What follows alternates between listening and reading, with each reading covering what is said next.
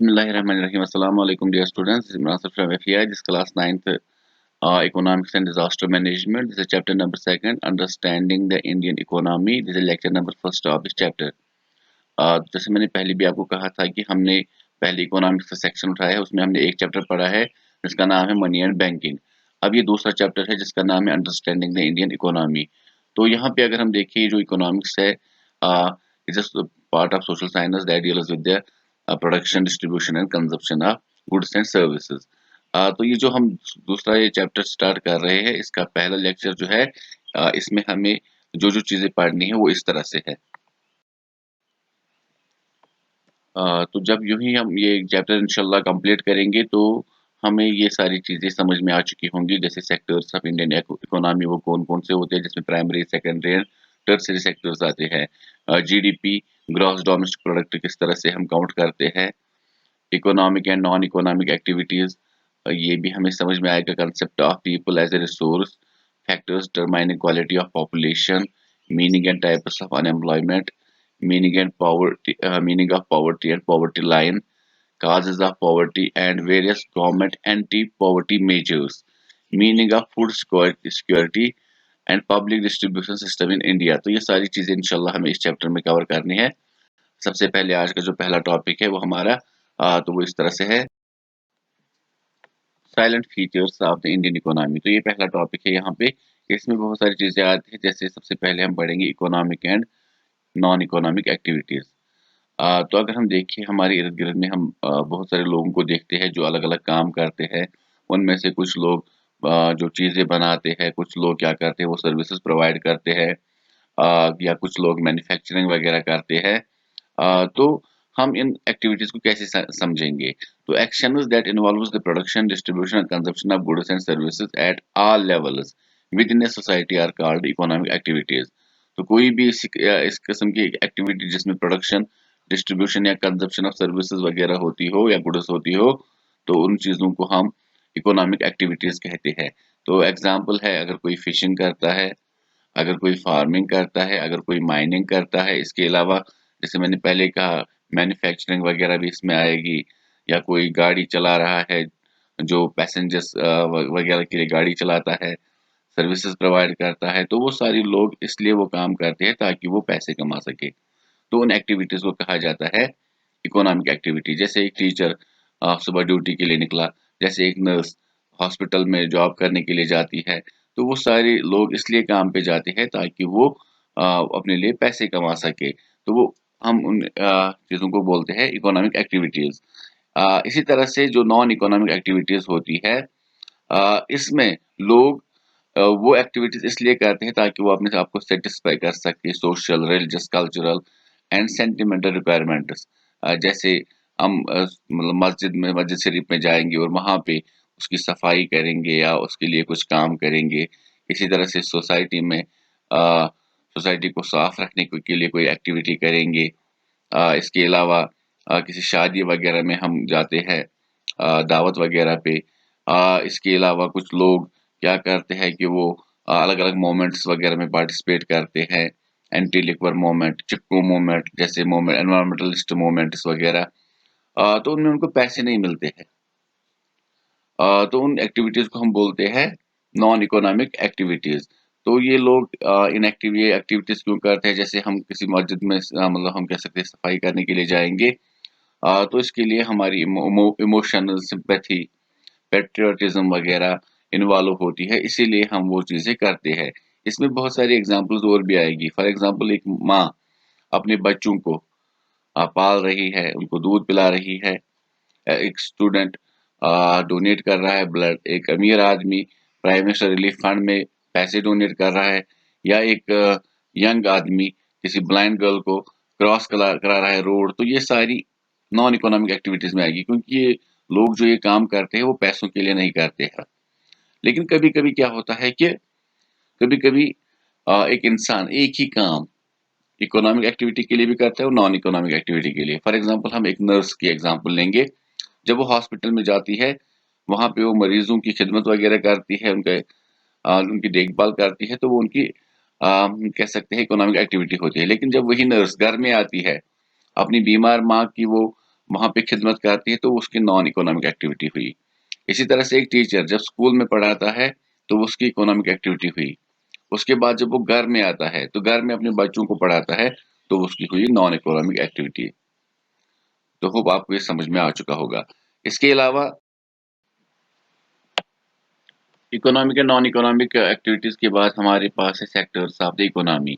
Sectors of the economy में हमारे पास बहुत सारे सेक्टर्स है जहाँ से हम इकोनॉमी जनरेट करते हैं। सबसे पहला सेक्टर आता है प्राइमरी सेक्टर।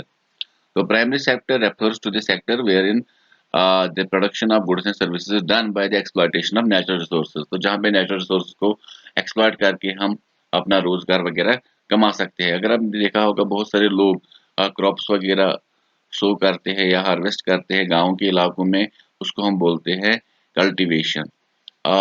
तो जो लोग ये कल्टीवेशन करते हैं उनको फार्मर्स बोलते हैं, एग्रीकल्चर लेबर्स बोलते हैं, और जो ये ऑक्यूपेशन है इसको हम बोलते हैं एग्रीकल्चर। तो इसी तरह से बहुत सारी किस्मों के क्रॉप्स लोग शो करते हैं, जैसे कि फूड आइटम्स, वो फूड लोग प्रोड्यूस करते हैं जो बाद में हम खाते हैं, जैसे कि cereals, pulses, fruits and vegetable. इसके अलावा नॉन फूड आइटम्स वो चीज़ें लोग प्रोड्यूस करते हैं एग्रीकल्चर में, जिसको हम इंडस्ट्रीज में इस्तेमाल करते हैं लेकिन खाने के लिए नहीं, क्योंकि ये चीज़ें बेस बनती है, रॉ मटेरियल बनता है इंडस्ट्रीज के लिए, जैसे कॉटन है, जूट है या दूसरी चीज़ें हैं। बहुत सारे लोग अलग अलग तरीकों से प्राइमरी सेक्टर में अपना लिवलीहुड वगैरह चलाते हैं, जैसे कि फॉरेस्ट्री। फॉरेस्ट्स में बहुत सारे लोग इन्वॉल्व होते हैं जो अलग अलग चीज़ें वहां से हासिल करके मार्केट्स में बेचते हैं, जैसे हर्बल प्लांट्स है, टिम्बर है, फायरवुड है, दूसरी चीज़ें हैं। इसी तरह से बहुत सारे लोग माइनिंग करते हैं। तो माइनिंग में एक्सट्रैक्शन ऑफ मिनरल्स होता है, जिसमें यहाँ पे metallic and non metallic minerals हम एक्सट्रैक्ट करते हैं, जिनसे नई नई चीज़ें बनाई जाती है। इसके अलावा people engage in life stock. तो बहुत सारे लोग जानवर पालते हैं, जैसे कुछ लोग भेड़ बकरियां पालते हैं, कुछ लोग शीप पालते हैं, कुछ लोग गाय पालते हैं, जिससे उनका रोजगार चलता है। इसके अलावा अगर हम देखें बहुत सारे लोग इसके अलावा भी बहुत सारी काम करते हैं, जैसे फिशरी के साथ कुछ लोग करते हैं। वहाँ पे लोग मछलियों को पालते हैं या मछलियों को पकड़ते हैं रिवर में, सी में, और वहाँ पे उनको पकड़ने के बाद उनको मार्केट्स में बेचते हैं, जिससे उनका रोजगार चलता है। जैसे मैंने पहले कहा, प्राइमरी सेक्टर में इन्वॉल्व होती है एक्सप्लॉयटेशन ऑफ नेचुरल रिसोर्सेज। तो हर एक चीज में नेचर का ही इस्तेमाल हुआ। यहाँ पे भी लैंड का इस्तेमाल हुआ एग्रीकल्चर में। दूसरी जगह पे फॉरेस्ट्स में भी लैंड का ही इस्तेमाल होता है, क्योंकि फॉरेस्ट्स भी लैंड पर ही वो शो होते हैं, जो ट्रीज वगैरह, हर्बल प्लांट्स वगैरह। मिनरल्स वो भी लैंड पर ही, लैंड में ही होते हैं या लैंड के ऊपर ही होते हैं। इसके अलावा लाइफ स्टॉक, उनको भी हम लैंड के जरिए ही उनको पाल सकते हैं, क्योंकि जो भी उनका फॉडर वगैरह होता है वो हमारी ज़मीन से ही हासिल होता है। फॉरेस्ट्री तो ये भी हमारी ज़मीन पर ही फिशेस पॉन्ड्स वगैरह में पाए जाते हैं, रिवर्स में पाए जाते हैं, सी में पाए जाते हैं। तो प्राइमरी क्यों बोलते हैं इसको, हम प्राइमरी सेक्टर भी बोलते हैं, क्योंकि primary this is because it forms the base for all other products.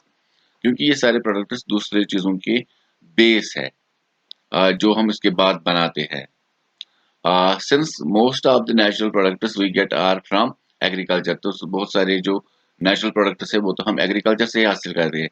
लेकिन dairy, fishing, forestry, this sector is also called agriculture and related sector, क्योंकि इनको भी, जैसे मैंने पहले कहा कि फिशरी जो पॉन्ड्स वगैरह में पाई जाती है वो भी जमीन पर ही होती है, फॉरेस्ट्री भी जमीन पर ही होती है, हमारी लैंड पर ही होती है। इसलिए agriculture and related sector primary sector का दूसरा नाम है। इसके अलावा हमारे पास है सेकेंडरी सेक्टर। सेकेंडरी सेक्टर जिसमें मैन्युफैक्चरिंग होती है, इसको हम सेकेंडरी सेक्टर बोलते हैं। तो यहाँ पे हम क्या करते हैं, यहाँ पे हम, जैसे मैंने कहा था ना, प्राइमरी सेक्टर बेस बनती है। जैसे प्राइमरी सेक्टर में हमने शुगर केन प्रोड्यूस किया, उस शुगर केन से हम फिर बाद में शुगर बनाते हैं, और उनका इंडस्ट्रीज में इस्तेमाल होता है, जैसे बिस्किट बनाने में, केक बनाने में। अभी बिस्किट बनाना और केक बनाना मैन्युफैक्चरिंग सेक्टर में आता है। इसी तरह से वहां पे हमने बात की कॉटन, तो वो रॉ कॉटन हम इंडस्ट्रीज वगैरह में इस्तेमाल करते हैं। इसके अलावा हमने वहाँ पे बात की जूट की, तो जूट से गनी बैग्स वगैरह बनाए जाते हैं जो इंडस्ट्रीज में बनाए मतलब फिर बाद में बनाए जाते हैं, तो उनको एज अ रॉ मटेरियल हम इस्तेमाल करते हैं। इसी तरह से जो टिम्बर वगैरह है, तो फिर जब लोग मैन्युफैक्चरिंग करके उनसे खिड़कियां बनाते हैं, दरवाजे बनाते हैं, अलग अलग चीजें बनाते हैं लकड़ियों से। इसी तरह से सिल्क फाइबर वो प्राइमरी प्रोडक्ट होता है, लेकिन बाद में हम उसको सिल्क साड़ी वगैरह बनाते हैं, सिल्क का कपड़ा बनाते हैं। अगर हम देखिए यहाँ पे using silk fibre from the plant we spin yarn and weave cloth, तो इसमें सिल्क मतलब कोकून जो होती है वो हम फॉरेस्ट से हम कह सकते हैं, इसके लिए हम काम भी करते हैं, घरों में भी हम ये सिल्क वर्म्स वगैरह को पाल सकते हैं। उसके बाद उनको बाद में स्पिन किया जाता है, उसके बाद वीव किया जाता है cloth. We convert earth into bricks, जैसे हम जमीन का इस्तेमाल करते हैं, मिट्टी का इस्तेमाल करते हैं, उनसे हम ब्रिक्स बनाते हैं। तो ब्रिक्स बनाना मैन्युफैक्चरिंग सेक्टर है, लेकिन ब्रिक्स की मिट्टी कहाँ से आई? प्राइमरी सेक्टर से। इसी तरह से बहुत सारी जो हम कह सकते हैं मेटेलिक हो या नॉन मेटेलिक मिनरल्स हो, वो हम एक्सट्रैक्ट करते हैं, मतलब उस सेक्टर को बोलते हैं उस वक्त प्राइमरी सेक्टर। लेकिन बाद में जो भी हमने फॉर एग्जांपल नॉन मेटेलिक जैसे लाइमस्टोन वगैरह हमने हासिल किया, उससे हम सीमेंट बनाते हैं, तो सीमेंट हम मैन्युफैक्चरिंग प्रोसेस से बनाते हैं। इसी तरह से मेटेलिक मिनरल से हम गाड़ियां बनाते हैं मैन्युफैक्चरिंग करके। तो इस तरह से ये जो सेकेंडरी सेक्टर है, इसमें भी बहुत सारे लोगों को रोजगार मिला है। बहुत सारे लोग इसके साथ इन्वॉल्व है। Activities of sector secondary sector are related mainly with the physical and human resource, तो इसमें मैन कैपिटल की बहुत ज्यादा जरूरत पड़ती है। मैन का मतलब होता है मैन फोर्स और कैपिटल का मतलब होता है money. Therefore, production and productivity of the sector depends mainly upon the availability of these resources and their utilization. तो ये भी बहुत बड़ा सेक्टर है जिसकी शुरुआत इंडस्ट्रियल रेवोल्यूशन इंग्लैंड से हुई थी, और ये ना सिर्फ फैक्ट्रीज में बल्कि वर्कशॉप या घरों में भी जो लोग चीजें बनाते हैं, जैसे हमारे कश्मीर में कोई कांगड़ी बनाता है, कोई टोकरी बनाता है, तो वो भी मैन्युफैक्चरिंग सेक्टर में आएगा। इसके अलावा तो टर्शियरी सेक्टर तीसरा सेक्टर है और फाइनल सेक्टर है। टर्शियरी सेक्टर को हम सर्विस सेक्टर भी बोलते हैं क्योंकि ये सर्विस प्रोवाइड करता है। तो बहुत सारी चीजें इसमें आती है जैसे finance services, management consultancy, telephone, IT sector वगैरह। लेकिन अगर हम देखें इनको हम सर्विस सेक्टर क्यों बोलते हैं? क्योंकि ये सर्विसेज प्रोवाइड करते हैं, जैसे मैंने पहले कहा। जो भी हमारे पास प्राइमरी एंड सेकेंडरी सेक्टर्स है उनको सपोर्ट टर्शियरी सेक्टर ही प्रोवाइड करता है। अगर हम देखें इस वक्त सबसे ज्यादा जो एम्प्लॉयमेंट जनरेट होता है वो टर्शियरी सेक्टर में ही होता है। यहाँ पे मैं एग्जांपल दूंगा। बहुत सारी जो पहले हम के बात करेंगे, बहुत सारी टर्शियरी सेक्टर में जो चीजें आती है वो प्राइमरी और सेकेंडरी सेक्टर को बेस प्रोवाइड करते हैं। जैसे कि हमारे पास वेयर हाउसेज है, बैंक्स है, ये भी सर्विसेज प्रोवाइड करते हैं, पुलिस स्टेशन है, ये भी सर्विस प्रोवाइड करते हैं। लेकिन अगर हम देखें बहुत सारी सर्विसेज ऐसी भी होती है जो हमारे यहाँ पे प्रोडक्शन वगैरह में कोई रोल अदा नहीं करते, लेकिन उनको भी हम सर्विसेज बोलते हैं, जैसे टीचर्स है, डॉक्टर्स है। अ, इसके अलावा जो हमारे हमें पर्सनल सर्विसेज प्रोवाइड करते हैं, जैसे वॉशरमैन है, बार्बर्स है, कॉबलर्स है, लॉयर्स है, एंड जो लोग हैं एडमिनिस्ट्रेशन वगैरह अकाउंटिंग में जो काम करते हैं। इसका मतलब जो भी लोग ब्यूरोक्रेसी वगैरह में मुब्तला है वो काम करते हैं, वो हमें सर्विसेज प्रोवाइड करते हैं। जैसे हम सुबह को घर से निकलेंगे, हमारे पास पर्सनल गाड़ी नहीं है, तो हम अ, रोड पे जाके सोमो वगैरह में चढ़ते हैं, तो वो सोमो वाला भी हमें सर्विस प्रोवाइड करता है। अगर हमें नेशनल या इंटरनेशनल लेवल पे कहीं पे जाना हो तो हम एरोप्लेन का इस्तेमाल करते हैं, वो भी सर्विस प्रोवाइड करते हैं। इसके अलावा बाय ट्रेन भी जा सकते हैं, तो वो वहाँ पे भी सर्विसेज प्रोवाइड होती है। इसके अलावा अगर हम देखें एग्रीकल्चर में हमारे पास किसी क्रॉप में ज़्यादा प्रोडक्शन हुई, तो उसको हम ऐसे वेस्ट नहीं कर सकते, उसको हम क्या करते हैं, उसको हम वहाँ पे वेयर हाउसेज वगैरह में रखते हैं, तो वो भी वहाँ पे हमें सर्विसेज प्रोवाइड करते हैं। इसी तरह से बैंकिंग सिस्टम, अगर किसी ने इंडस्ट्री बनाई तो इंडस्ट्री में काफ़ी ज़्यादा प्रोडक्शन होती है, उसमें अगर पैसों की ज़रूरत पड़ी तो उस वक़्त भी लोग अ वहाँ पे बैंक्स में पैसे भी रख सकते हैं और वहाँ से निकाल भी सकते हैं, तो डिपॉजिट कर सकते हैं और वहाँ से क्रेडिट भी ले सकते हैं। तो ये सारी सर्विसेज जो है या ये टर्शियरी सेक्टर में आती है या सर्विस सेक्टर में आती है। इसके अलावा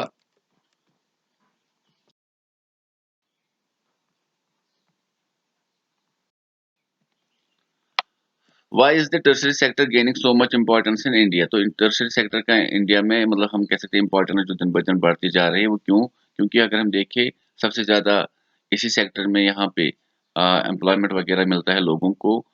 अगर हम देखें जो इंडिया है, यहाँ पे बहुत सारी जो बेसिक सर्विसेज है जैसे hospital, educational institution, police station, court, defence, transport, bank, insurance companies वगैरह ज़रूरत पड़ती है, तो जो हमें यहाँ पे गवर्नमेंट प्रोवाइड करती है। यहाँ पे क्योंकि मेजॉरिटी ऑफ पॉपुलेशन जो है वो गरीब है, इसलिए बेसिक सर्विसेज वो यहीं से हासिल करते हैं। दूसरा, अगर हम देखें second, this development of primary and secondary sectors leads to development of service such as transport. जैसे कि यहाँ पे प्राइमरी सेक्टर और सेकेंडरी सेक्टर में इजाफा हुआ, उससे हमें ज़्यादा से ज़्यादा ज़रूरत पड़ती है टर्शरी सेक्टर की। जैसे हमारे एग्रीकल्चर में ज़्यादा प्रोडक्शन होगी, हमें ज़्यादा सर्विसेज की ज़रूरत पड़ेगी, हमें ज़्यादा लोगों की ज़रूरत पड़ेगी एज लेबरर्स। इसी तरह ज़्यादा गाड़ियों की ज़रूरत पड़ेगी, ट्रैक्टर्स की ज़रूरत पड़ेगी, वेयर हाउसेस की ज़रूरत पड़ेगी। इसी तरह से सेकेंडरी सेक्टर या इंडस्ट्रियल सेक्टर जो दूसरा है, उसमें जब ज़्यादा इजाफा होगा वहाँ पे ज़्यादा सर्विसेज की ज़रूरत पड़ेगी। तो इन्होंने ही यहाँ पे अगर हम देखें ये दो सेक्टर जो है प्राइमरी और सेकेंडरी सेक्टर, ये बेस बने टर्शियरी सेक्टर के, तो टर्शियरी सेक्टर इनको सपोर्ट करता है।